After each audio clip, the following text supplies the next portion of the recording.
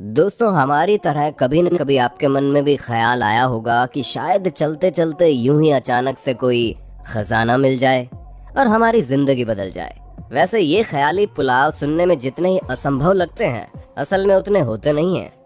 क्योंकि आपके साथ भले ही ऐसा ना हुआ हो, लेकिन इस दुनिया में कुछ लोग ऐसे हैं जिनके हाथ अचानक से इतना बड़ा खजाना लगा कि उनकी पूरी जिंदगी बदल गई। और आज की इस वीडियो में हम आपको कुछ ऐसे ही लोगों से मिलवाने वाले हैं। और भाई साहब, लास्ट में इतना भयानक खजाना आर्मी ऑफिसर द्वारा ढूंढा गया कि कोई उसकी कल्पना भी नहीं कर सकता। इसलिए वीडियो के अंत तक बने रहिएगा। उलुबुरम शिपरैक ट्रेजर। दोस्तों, अगर आप एक स्कूबा डाइवर हैं तो इसमें कोई शक नहीं कि कभी डाइविंग करते वक्त आपको खजाना मिल जाए।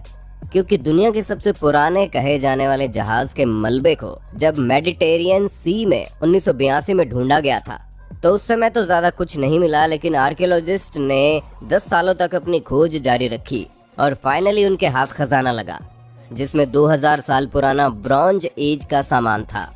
उसके अलावा हाथी और हिप्पोपोटामस के दांत के साथ कई सारे प्रेशियस ज्वेलरी भी शामिल थी। और हाँ, हम तो आपको इस खजाने से मिलने वाले एंशिएंट क्वीन के गोल्डन सील के बारे में बताना भूल ही गए, जिनकी कीमत करोड़ों में है। Gold in a tank. Nick Mead पुराने आर्मी टैंक को रिस्टोर करने का काम करते थे, जहां ये पहले पुराने टैंक्स खरीदते थे और फिर उन्हें पूरी तरह से मॉडिफाई कर देते थे।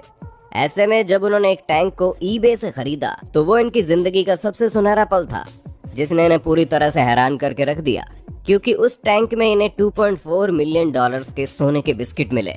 लेकिन एक अच्छे इंसान होने के नाते इन्होंने सारा सोना अथॉरिटी को दे दिया। पर यहाँ सवाल ये आता है कि ये सोना इसके असली देश यानी कि चाइना कैसे पहुँचता। इसी वजह से चाइना के लोगों की भलाई के लिए इस सोने के बदले में पैसे डोनेट कर दिए गए। डेड सी स्क्रॉल्स। दोस्तों, डेड सी स्क्रॉल्स 1947 में पूरी तरह से एक्सीडेंटली डिस्कवर किया गया, जहां जब भेड़ चराने वाले लोगों का एक ग्रुप भेड़ चराते वक्त थोड़ी देर आराम करने बैठा तो उन्हें जमीन में कोई अजीब सी चीज दिखाई दी, जिसमें से एक शख्स ने जब जमीन को थोड़ी सी खुदाई की तो उन्हें एक स्क्रॉल मिला, जिसे देखकर वो पूरी तरह से हैरान हो गए और उन्हें समझ में नहीं आ रहा था कि आखिर ये है क्या। अब उन्हें कौन बताता कि इनके हाथों में जो चीज है वो किसी खजाने से कम नहीं है। इसी वजह से इन लोगों ने मात्र $50 में एंटीक चीजें खरीदने और बेचने वाले शख्स को इसे बेच दिया। अब आप खुद ही सोचिए, जिस स्क्रॉल के एक छोटे से टुकड़े की कीमत $1 मिलियन थी, उसे $50 में बेच देना कितनी बड़ी नादानी थी। हालांकि जब पुरातत्व विभाग वालों को इस बारे में पता चला तो उन्होंने जिस जगह पर ये मिला था उस जगह पर खोजबीन शुरू कर दी, क्योंकि उन्हें लगता है कि और भी कई सारी अमूल्य चीजें वहां पर मिल सकती हैं। स्क्रूडेर ट्रेजर। हमें पता है इतने सारे खजाने के बारे में सुनने के बाद आपका भी खजाना ढूंढने का मन कर रहा होगा, तो कोई बात नहीं, आप पोलैंड जा सकते हैं। क्योंकि दोस्तों, पोलैंड के एक छोटे से टाउन जिसका नाम स्रुडास्लास्का है, यहाँ पर जब एक बिल्डिंग गिरी तो उसमें काम करने वाले वर्कर्स ने 1985 में खजाना ढूंढा। दोस्तों, उस समय उन्होंने बिल्डिंग के नीचे एक वास ढूंढा था जिसमें काफी प्रेशियस चीजें मौजूद थी। और फिर उसी के 3 साल बाद पास वाली एक और बिल्डिंग जब गिरी तो वहां भी खजाना मिला। अब एक ही एरिया में इतनी बार खजाना मिलने की वजह से अथॉरिटी ने टाउन के इस पूरे एरिया को सील कर दिया। क्योंकि 2 बार तो खजाना मिलने के बारे में अथॉरिटी को पता चला, ऐसे में न जाने कितने लोग यहाँ से खजाना लेकर चले गए होंगे, जिसके बारे में उन्हें पता भी नहीं होगा। यहाँ तक कि ऐसा भी कहा जाता है कि इस जगह पर मिलने वाले खजाने की कुल कीमत $120 मिलियन के आसपास है। ऐसे में अगर आपके पास यहाँ की अथॉरिटी को चकमा देने की हिम्मत है तो बेशक यहाँ आकर आप अपनी किस्मत आजमा सकते हैं। Rosetta stone. दोस्तों, रोजेटा स्टोन भी पूरी तरह से एक्सीडेंटली डिस्कवर किया गया, जहाँ 19 जुलाई 1799 में जब नेपोलियन अपने इजिप्शियन कैंपेन में गए तो फ्रेंच सोल्जर्स ने रोजेटा के पास में अपने कैंप लगाए और तभी इस स्टोन की डिस्कवरी हुई। ये आर्टिफैक्ट करीब 20 BC का है और जब ब्रिटिश ने नेपोलियन को हराया तो उन्होंने ये उनसे छीन लिया था। इसी वजह से ये लंदन के ब्रिटिश म्यूजियम में रखा गया है। लैंग्वेज एक्सपर्ट ने इसमें लिखी भाषा को समझने में पूरे 20 साल का वक्त लगा दिया। हालांकि ये काम मुश्किल था, लेकिन एक्सपर्ट्स ने काफी गहरी रिसर्च के बाद इस पत्थर पर लिखी चीजों को समझने में कामयाबी हासिल कर ली। और अब ये पत्थर पुरातत्व विभाग के लोगों के साथ साथ पुरानी भाषाओं को समझने वाले लोगों के लिए काफी यूजफुल है। और अगर आप भी दुनिया की पुरानी भाषाओं और उस समय की चीजों के बारे में जानना चाहते हैं तो एक न एक बार आपको लंदन के इस म्यूजियम में जाकर रोजेटा स्टोन को जरूर देखना चाहिए। क्यूरेडल होवार्ड। दोस्तों 1840 में जब वर्कर्स का एक ग्रुप कंस्ट्रक्शन साइट पर काम कर रहा था, तभी उनके हाथ काफी भारी मात्रा में खजाना लगा। असल में ये वर्कर्स यूनाइटेड किंगडम की प्रेस्टन सिटी के पास में मौजूद एक नदी के किनारे काम कर रहे थे।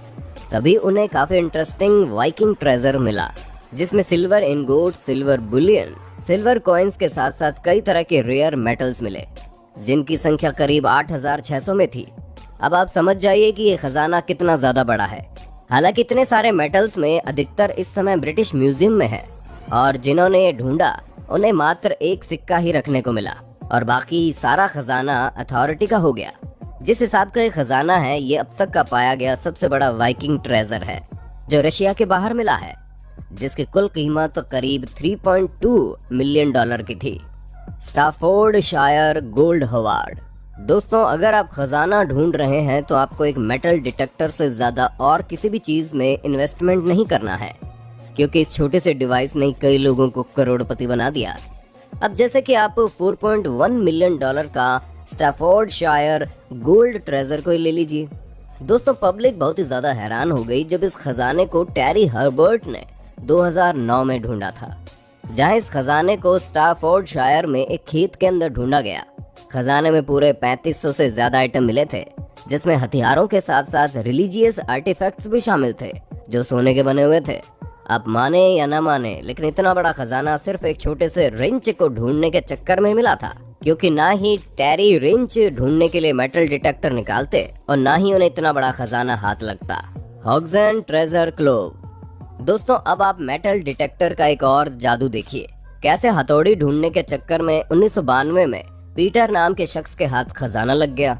और खजाना कोई छोटा मोटा नहीं था भाई साहब, पूरे 3.8 मिलियन डॉलर का खजाना था, जिसके बारे में ये कहा जा रहा है कि ये खजाना 4th सेंचुरी BC का है, जिसमें चांदी के चम्मच, पुराने समय के सोने के सिक्कों के साथ साथ कई सारे गहने भी शामिल थे। सबसे हैरानी वाली बात तो ये थी कि जब ये खजाना मिला तो उसके बाद भी पुरातत्व विभाग वाले लोगों ने इस जगह पर काफी खोजबीन की, क्योंकि उन्हें लग रहा था कि यहाँ और भी खजाना छुपा हो सकता है। हालांकि उसके बाद में खजाना मिला या नहीं मिला, उसके बारे में अभी कोई ऑफिशियल तौर पर किसी ने नहीं बताया, लेकिन ऐसा माना जाता है कि यहाँ पर और भी ज्यादा खजाना छुपा हुआ था, जिसे निकाल लिया गया है। अब सच क्या है ये किसी को नहीं पता, लेकिन जिस खजाने को पीटर ने ढूंढा था वो ब्रिटिश म्यूजियम में अभी भी सुरक्षित रखा है। द वीनस डी मिलो। दोस्तों वीनस डी मिलो एक बहुत ही आइकॉनिक स्टैच्यू है, जिसे मिलो आइलैंड में 1820 में डिस्कवर किया गया था। असल में दोस्तों जब यहाँ पर काम करने वाले लोग आइलैंड की साफ सफाई कर रहे थे, तभी उन्हें एक अजीब सी चीज दिखाई दी, और जब उन्होंने खुदाई की तो उनके हाथ में ये यूनिक स्टैच्यू लग गया।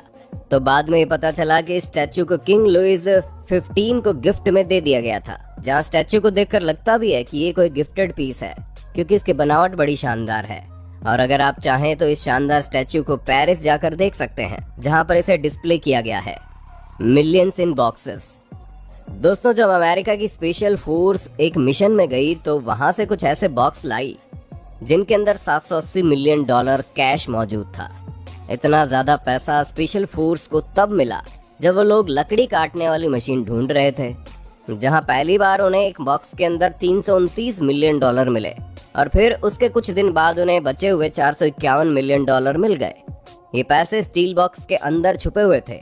हालांकि इस खजाने को ढूंढने वाले अधिकतर सोल्जर्स तो ईमानदार थे, लेकिन कुछ का मन ललचाने लगा, जिस वजह से उन्होंने पैसों को छुपा दिया।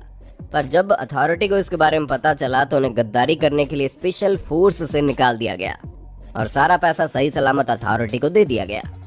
तो दोस्तों देखा आपने कैसे लोगों को इतने अचानक से खजाने मिले।